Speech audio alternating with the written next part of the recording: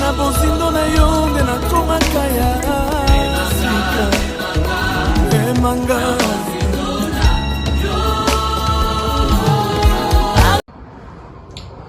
Nous bénissons le Seigneur pour ce moment qu'il nous donne à notre école des disciples de front.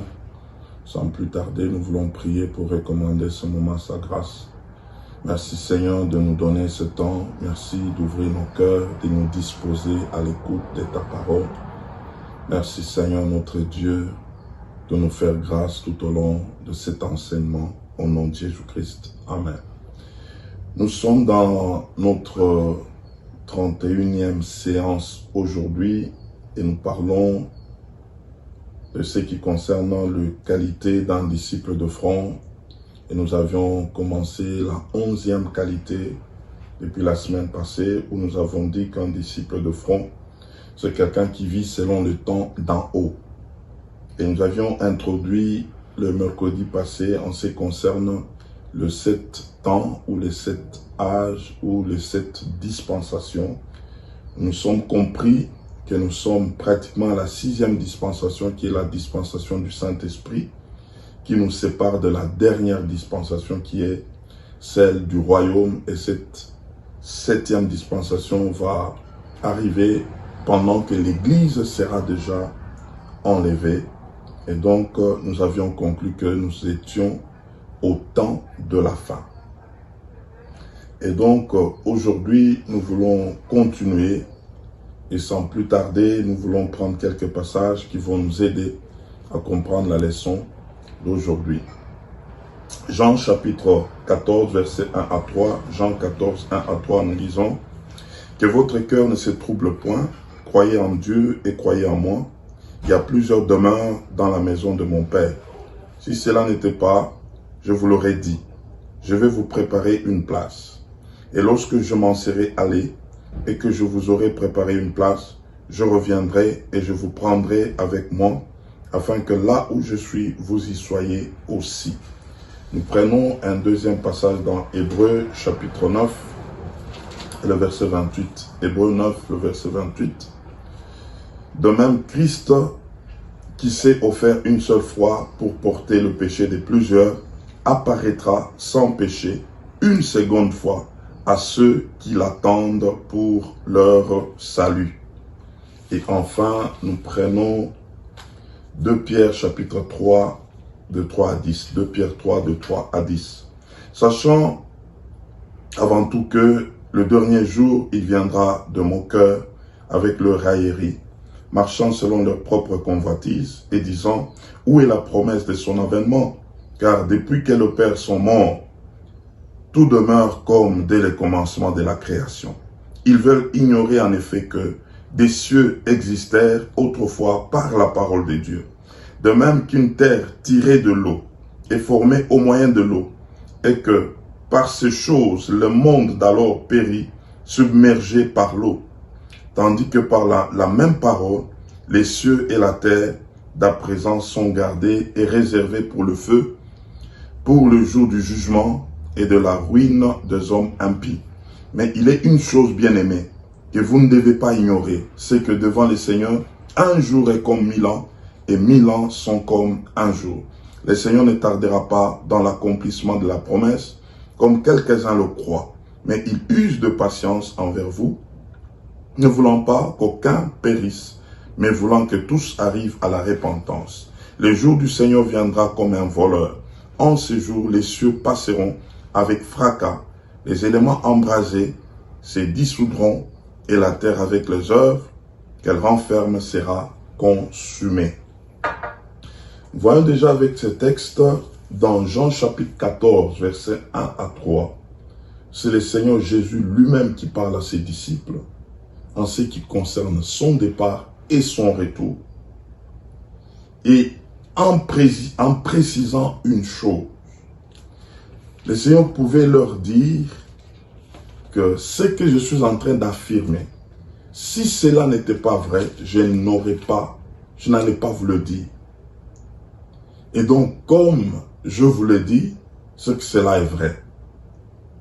Il dit, il s'en va, il va s'en aller. pour préparer des places. Et puis il va revenir pour reprendre ses enfants et de les amener là où il est, afin qu'ils restent avec eux éternellement, jusqu'à leur dire que vos cœurs ne se troublent point. Croyez en Dieu, croyez en moi. Et il a libéré cette parole de son départ et de son retour. Mais avant que Jésus ne parle de cela, déjà, il y a eu des prophètes qui avaient annoncé, prophétisé sur son avenue, sur sa vie terrestre, sur ses souffrances, sur sa mort, sur sa résurrection, avant même qu'il ne vienne. On peut prendre l'exemple du prophète Ésaïe. 800 ans avant Jésus-Christ, Ésaïe avait déjà commencé à parler de la venue de Jésus. C'est pourquoi on l'appelle même le prophète messianique. Il est parmi les prophètes qui ont parlé beaucoup de Jésus-Christ avant qu'il ne vienne, longtemps avant, avec autant de précision, même des paroles que Jésus-Christ allait prononcer, comme dans Ésaïe 61, et qui s'accorde avec le jour où Jésus-Christ s'est retrouvé dans le temple. Il pouvait annoncer l'Esprit du Seigneur est sur moi car il m'a oint. Ésaïe l'avait déjà prophétisé. Le roi David avait prophétisé sur la venue de Jésus, sur ses souffrances, sur tout ce qu'il pouvait connaître en son temps. Et même si nous voyons, l'Ancien Testament pouvait parler du retour de Jésus-Christ plus de 1527 fois. Et le Nouveau Testament pouvait parler de son retour plus de 319 fois. Et dans l'entendement biblique, lorsque quelque chose est annoncé régulièrement, souvent, c'est que la chose est sérieuse. Nous devons prendre toutes ces choses au sérieux parce que les Écritures saintes l'ont ou l'avaient déjà annoncé avec beaucoup de précision. Et Jésus-Christ lui-même, quand il est arrivé, il vivait pour accomplir ce qui était dit sur lui, avec précision. Et donc nous allons comprendre que lui-même a vécu pour accomplir sa prophétie. Et en même temps, il annonçait déjà comment ces choses vont s'accomplir. Et cela venait maintenant de lui. Vous pouvez parler de ses souffrances, vous pouvez parler de sa mort, vous pouvez parler de sa résurrection, vous pouvez parler de son départ et de son retour. C'est comme ça que ses disciples, même quand il est parti, comme l'apôtre Jean pouvait dire, les choses que nous vous annonçons, ce sont des choses que nos yeux ont vues, nos oreilles ont entendu, nos mains ont palpé. Ce sont des choses qui sont vraies.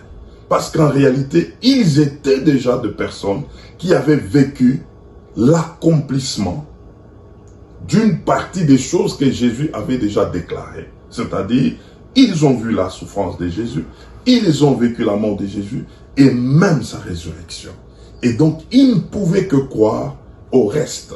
C'est-à-dire, je m'en vais, je reviendrai. C'est pourquoi ce sont des personnes qui avaient beaucoup de convictions parce que ils avaient déjà goûté à l'accomplissement des paroles de quelqu'un sur lequel la Bible avait déjà annoncé longtemps avant. Donc Jésus lui-même avait parlé de ce que la Bible avait parlé de lui avant lui. Il avait vécu en accomplissant cela. Il est passé. Les anges ont témoigné de ces choses. Dans Acte 1 de 9 à 11, pendant qu'il montait, le disciple était scotché en train de regarder comment est-ce qu'il est en train de monter. Et deux anges leur sont apparus pour leur dire, ne regardez pas celui qui est monté au ciel. La manière dont il est en train de monter, c'est la même manière dont il reviendra. Vous allez dans la chambre haute. Ils ont écouté les témoignages des anges. En plus des témoignages de Jésus, en plus des témoignages des prophètes avant même que Jésus n'arrive dans la chair. Et donc, c'est comme ça que quand ils se sont retournés vers la chambre haute, ils étaient déterminés. Et ils commençaient à en parler après la venue du Saint-Esprit sur eux. Comme nous avons dit, c'est le Saint-Esprit qui avait inauguré un autre temps, qui était le temps de la fin. Et c'est eux qui étaient maintenant le porteur de ce message. Ils ont annoncé ce message. Tout ce qu'ils donnaient, ils ne manquaient pas de dire au peuple que Jésus-Christ revenait bientôt. Et l'apôtre Paul a reçu même des révélations et il en a parlé avec autant de précision. Comment est-ce que l'enlèvement sera? Il a donné des détails. Et nous voyons l'apôtre Pierre, il en a fait parler. Et nous voyons même Jean, Jude et Jean a reçu même la révélation de l'Apocalypse pour parler de choses du temps de la fin. Quelle précision, quelle évidence, mes frères, où nous ne pouvons que dire tout ce que Jésus-Christ a parlé de son retour, c'est la vérité. Et donc, nous allons comprendre quelque chose. Beaucoup de gens, même des enfants de Dieu, d'autres se moquent, d'autres posent même des questions pour dire, mais à quand ces retours-là?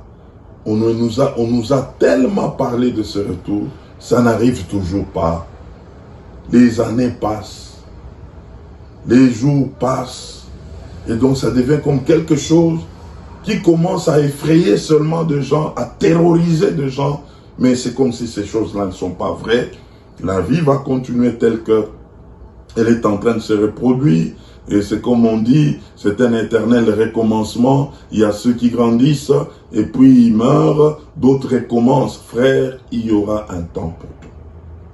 Et c'est comme ça même l'apôtre Pierre pouvait le dire, que cette parole ce monde a été créé par la parole de Dieu.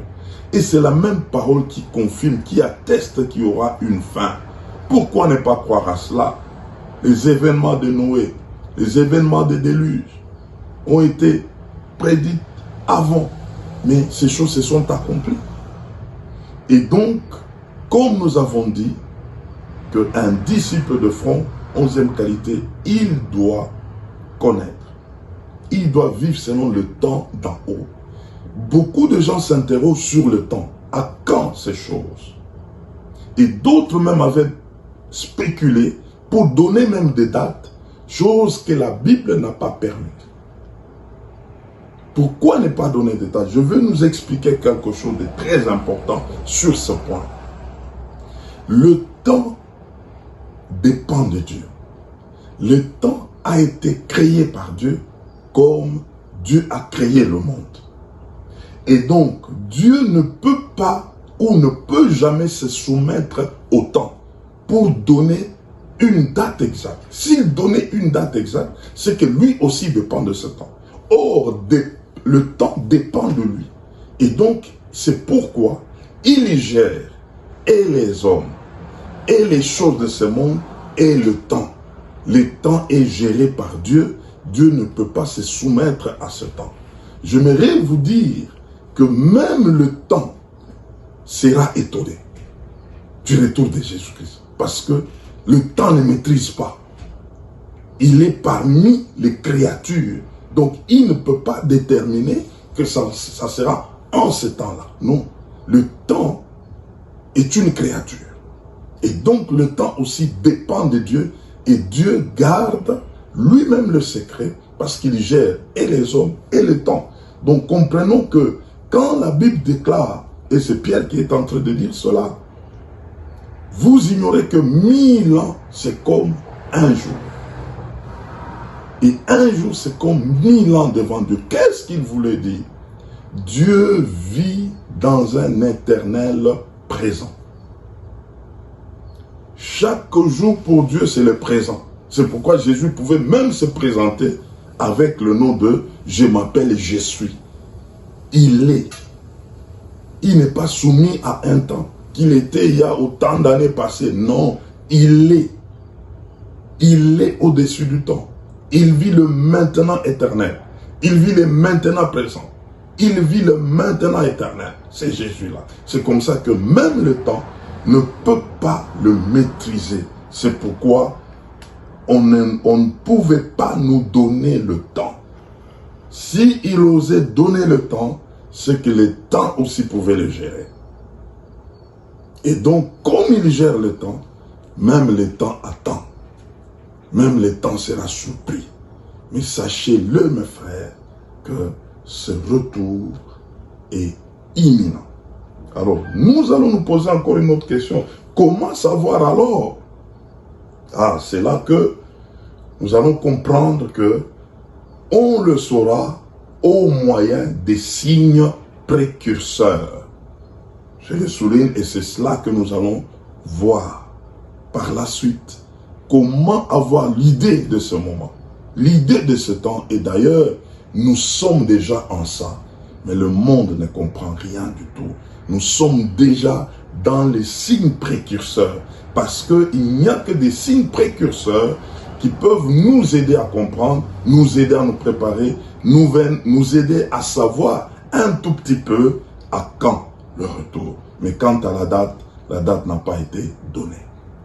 Que le Seigneur vous bénisse et nous allons continuer avec cet enseignement. Nous voulons prier. Seigneur, merci pour ce temps que tu nous as donné. Merci de bénir mon frère, ma soeur qui a écouté ce message. Merci de nous amener, Seigneur, à scruter tes Écritures afin de comprendre davantage. Merci de t'occuper de ceux qui ne te connaissent pas afin qu'ils soient touchés par toi et qu'ils confessent le Romains 19. Merci de le convaincre de se tourner vers toi et de bénir la suite de ces enseignements. Au nom de Jésus-Christ, nous avons ainsi prié. Amen.